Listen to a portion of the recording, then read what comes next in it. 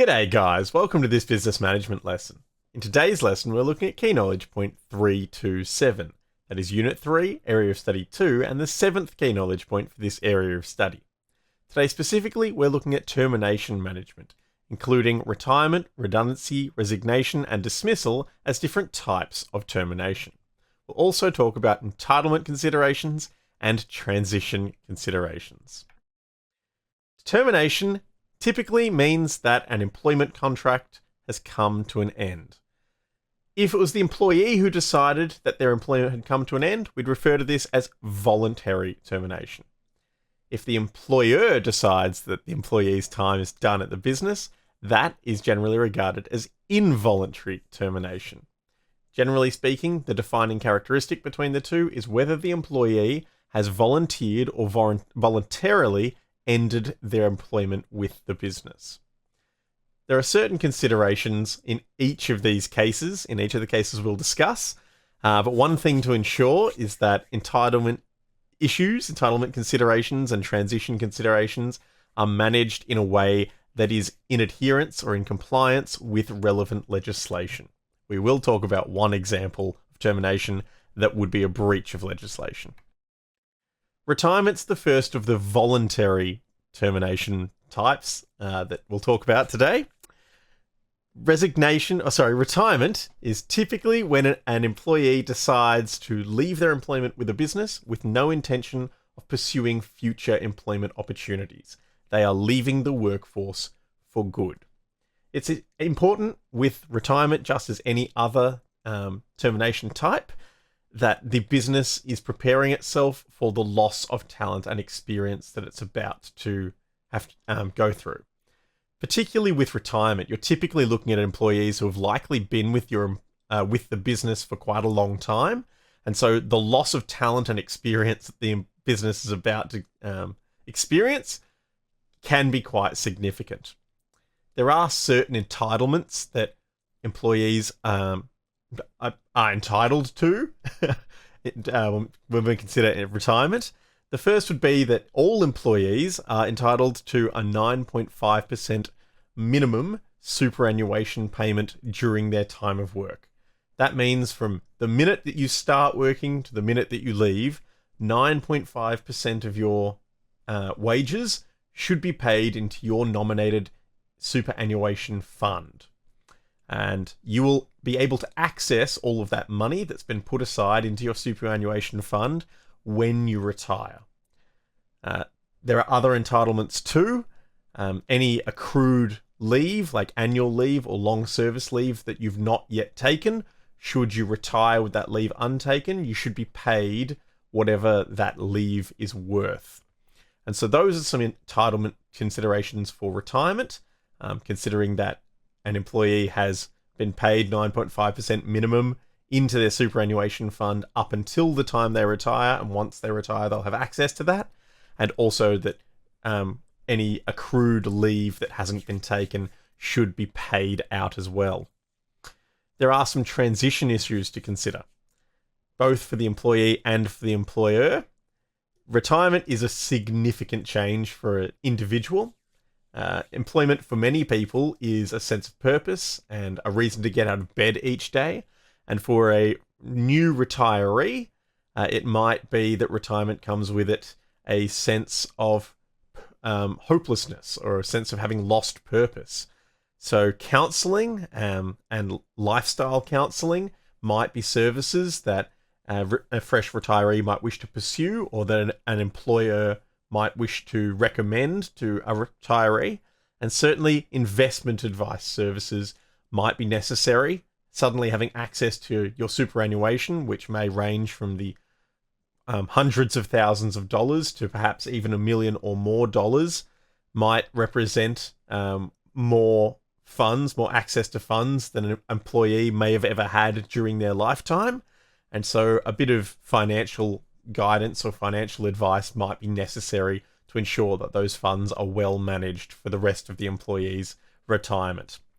Certainly for the business, that huge loss of experience and talent will mean that the business needs to have, hopefully, previously done some succession planning and thought about how they will compensate for that loss of experience when it came up.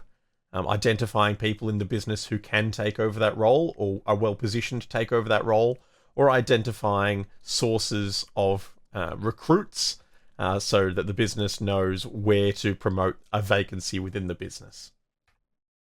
When it comes to resignation, it's different from retirement in the sense that an employee resigns when they wish to leave their employment with one business in pursuit of employment somewhere else. It might also be that they intend to go back to education or training to build up skills, knowledge, or experience to gain a different type of employment in the future.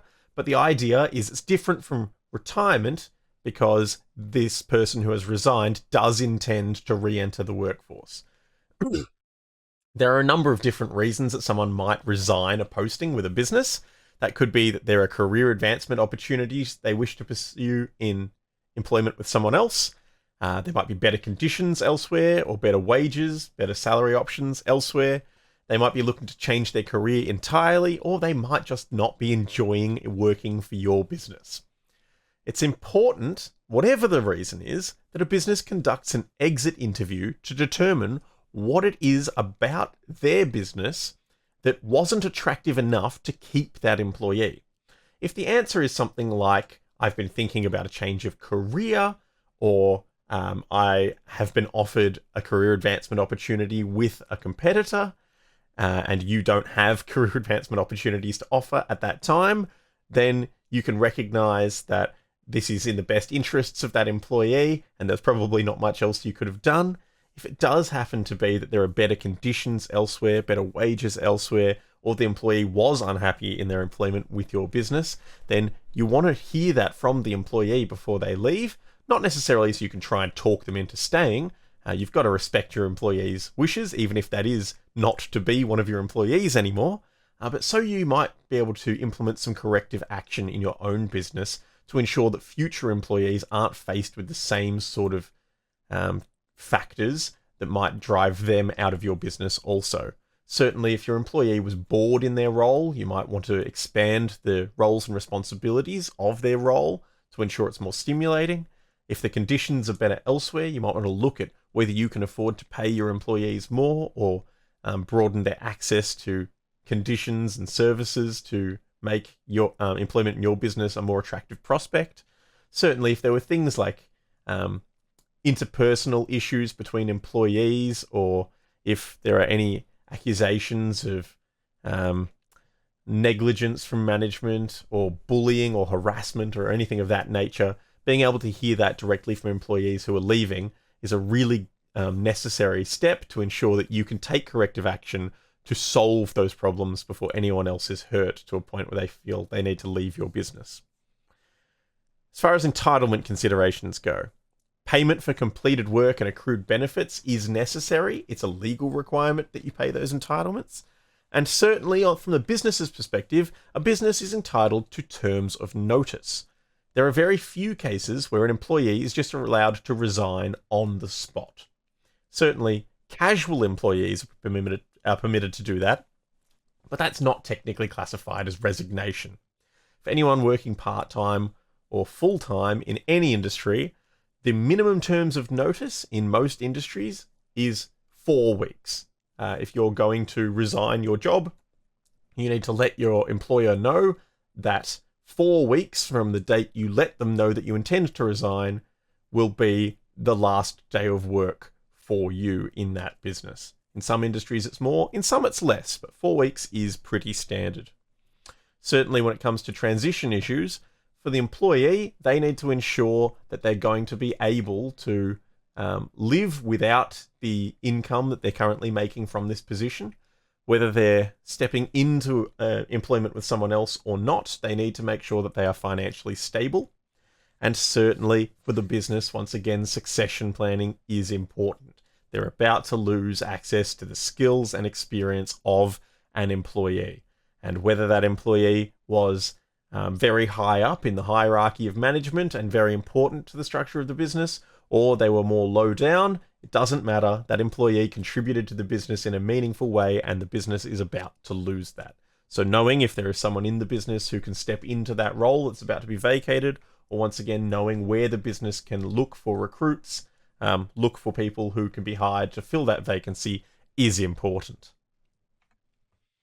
Redundancy is the first of the termination types that may be involuntary. Redundancy is when an employee leaves a business because their job no longer exists.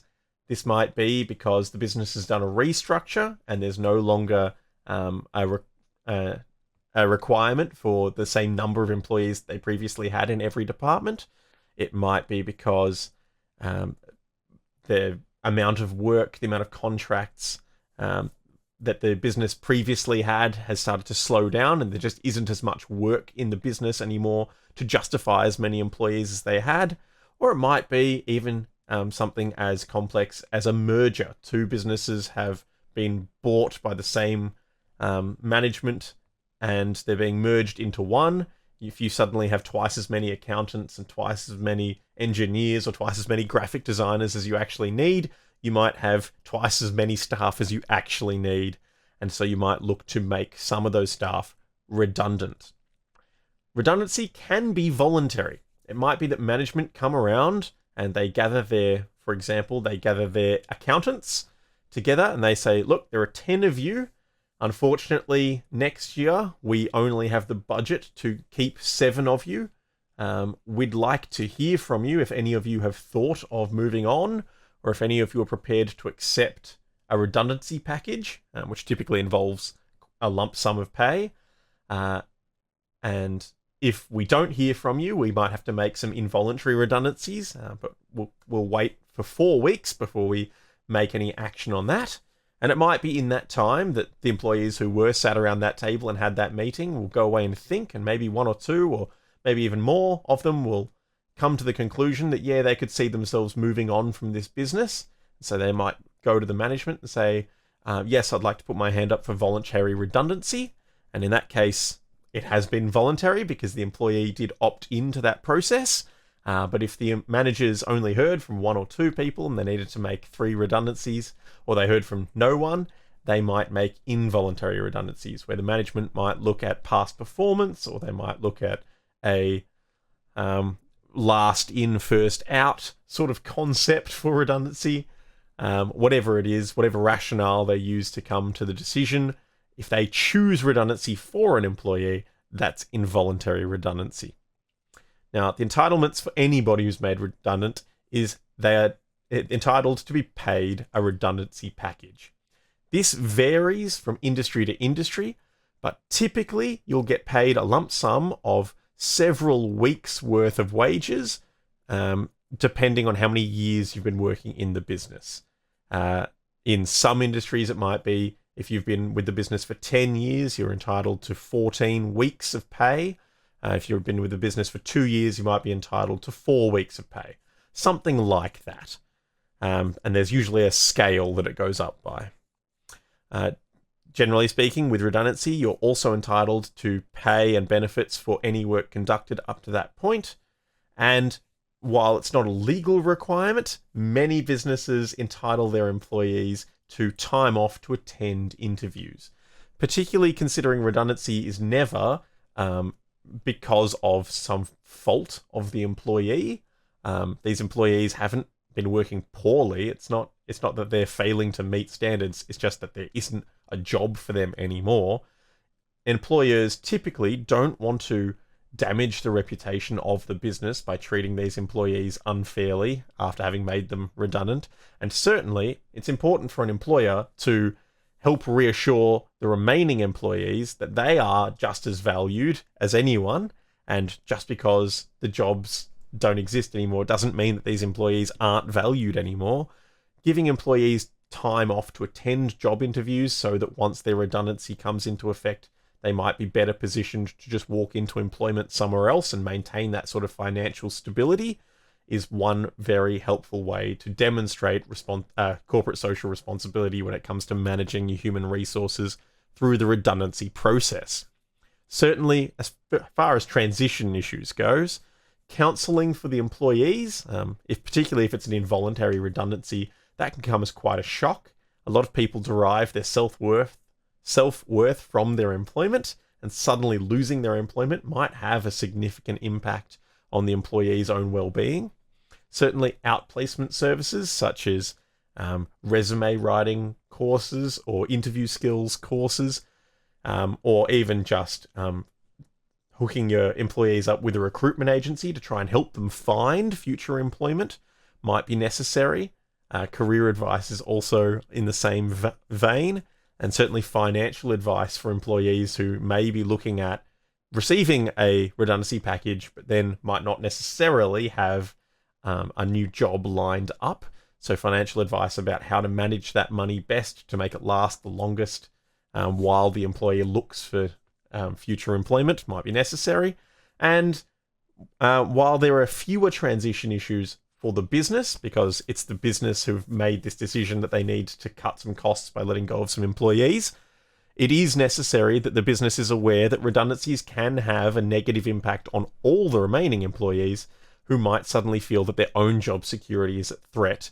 So the business needs to be very careful to show particular care and concern in their treatment of these employees who are being made redundant, so that the remaining employees see that all employees are being very highly valued.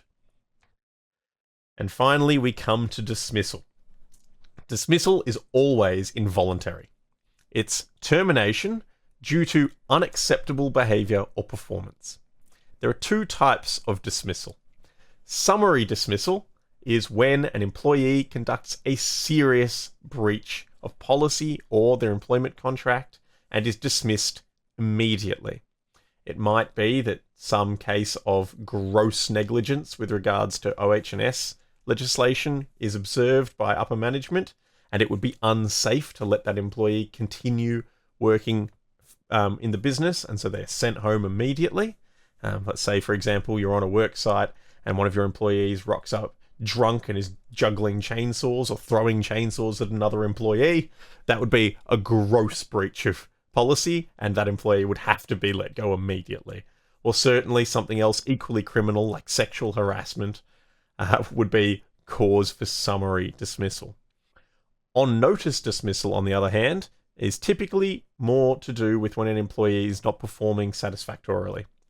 The employee must be given notice and must be given ample opportunity to improve their performance. The conditions around this vary slightly from industry to industry and certainly from state to state in Australia, but typically in Victoria, employees must be given notice of their poor performance on 3 occasions in writing and must have been given opportunities and certainly offers of training or offers of strategies to improve their performance by the employer over a period of time. If the employee continues to perform poorly after this process, they can be dismissed. Employees who are dismissed from their employment are entitled to any pay and benefits they've accrued for work they've performed, and certainly if they have any leave that they haven't taken, long service leave or annual leave, they're entitled to have that paid out.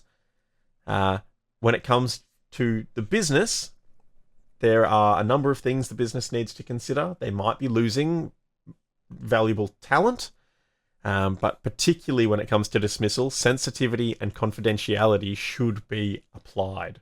It is likely that an employee has gone through a process that might be a bit embarrassing if it's on notice dismissal. It might be that criminal charges are yet to be pressed and prosecuted, so it might be necessary for a business to protect the confidentiality of all the people involved in a process.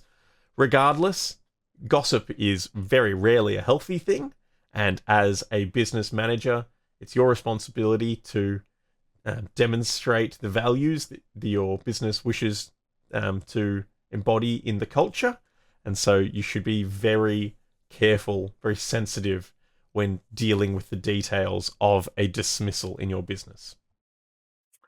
Unfair dismissal is when dismissal has occurred, but it's not compliant with human resources relevant legislation. Certainly, unfair dismissal is more common than it should be.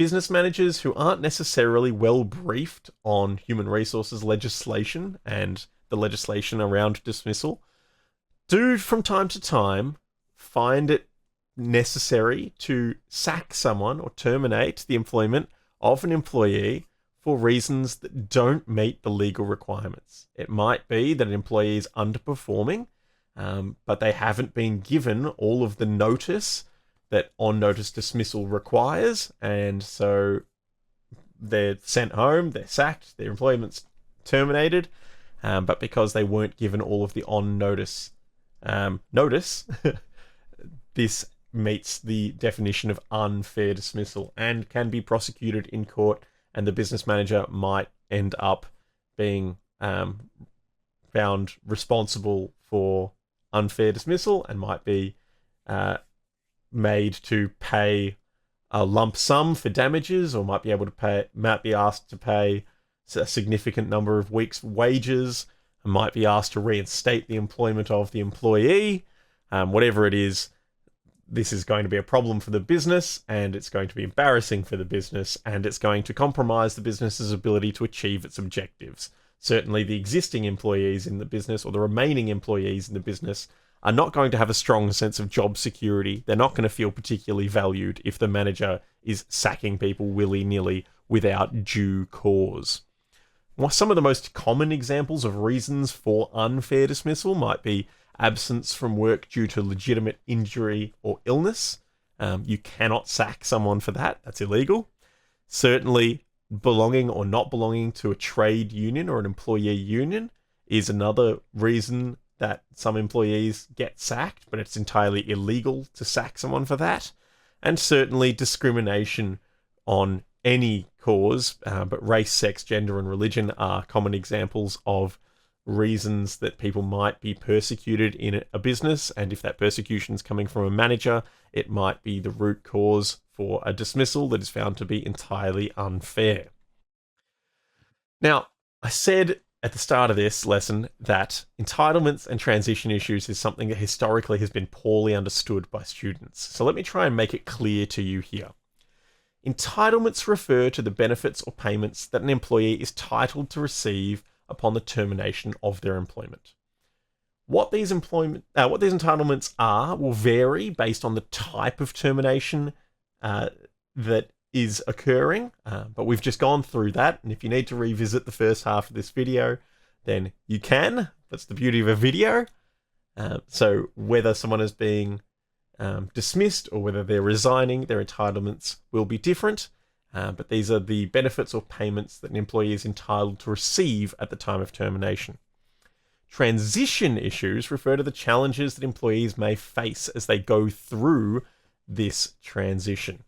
When it's unexpected, such as involuntary redundancy, these can be significant, but they're no less important than for what an employee will experience when they go through retirement. Employers may also experience transition issues to do with the loss of talent and experience within their human resources. In summary for this key knowledge point, termination is the ending of an employment contract. During termination, it's incredibly important that employees are treated fairly and lawfully, both for demonstrating care and concern for your employees, demonstrating to your employees that they are valued, but also to avoid tying up the business resources in a costly lawsuit about unfair dismissal. Where termination is used as a form of sanction, it may be an effective motivator. And that's one thing to consider as to how this ties into this area of study. All forms of termination will cost the business, and it's really important that a business is prepared for the costs. If it's not necessarily a cost-saving measure, as with redundancy, it's important a business will be able to handle the loss of experience, the financial cost of paying out leave, whatever the entitlements are, whatever the transition issues are. It's important that the management have considered what this termination will mean for the business and ensure that the business is equipped to handle this transition. That's all for today. See you next time.